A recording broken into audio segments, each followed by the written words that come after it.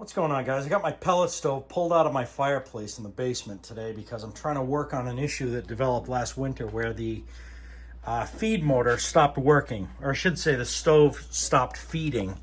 And what I believe it is this feed motor.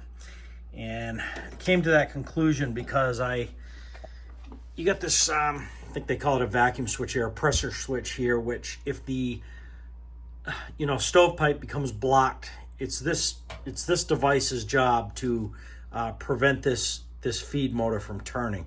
Well, I jumpered this out to bypass that in my troubleshooting, and this thing still wasn't feeding properly. So I took it out of the stove and I connected it to power, direct power, and it seemed to work intermittently. So I'm thinking this thing's getting tired. The reason I decided to put out this video is I didn't see a lot of videos on these Quadra Fire feed motors, and I know a lot of people run into issues with these.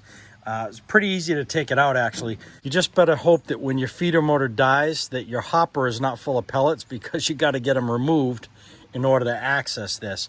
And all I did, there's 4 screws right here, 1, 2, 3, 4. Obviously my bottom 2 aren't in right now for my test, but there's 4 screws, and then there's a set screw on the side, which I think you guys are going to be able to see it. The set screw is right there. I had to loosen that a half a turn, 3/4 of a turn in order to free up the motor shaft so I could just pull this thing out. Put the new one in, I was good to go. Pretty simple, actually.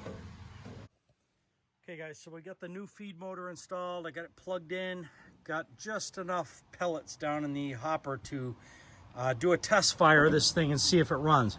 Obviously this is a fireplace insert stove and we're outside. I'm just running this thing externally. I've got my thermostat here and I'm running it off a cord into an outlet in my garage. Just doing this to test fire the stove, make sure that it runs properly, and then we're gonna shut it down. Obviously I don't have the cover on here. I'm not gonna be sticking my fingers in there or anything like that. Let's fire this thing up and see if it wants to run. Call light's coming on. And the auger is turning. That is a good sign. We didn't have that before. This is a real slow RPM motor here. I want to say that's, I don't know, it's either 2 or 4 revolutions a minute. I'm not even sure. But the good news is it is feeding. I wasn't getting that before. You can see it's dropping pellets now. So the auger, the feed motor was the issue. And there's the flame. Once we see the flame, the smoke's going to clear up. Just one thing I wanted to mention to you. I told you a few minutes ago that I was suspect of this auger motor when I jumpered that pressure switch and it still didn't feed pellets. I was kind of pointing toward this thing, and what kind of sealed the deal for me, like I told you a minute ago, I took a computer cord and I lobbed the end off of it, and the end that would normally go on the computer I just put in here. I wired it to this plug. Now this motor spun, but I noticed it was intermittent, and that's kind of when I thought this thing had the kiss of death. The other thing I noticed is I was able to grab it with a pair of pliers while it was turning, and I was able to stop the motor. I'm not sure I would have been able to do that on the new motor I just put in. Thanks for watching, guys. Just please note, I'm not a licensed pellet stove tech.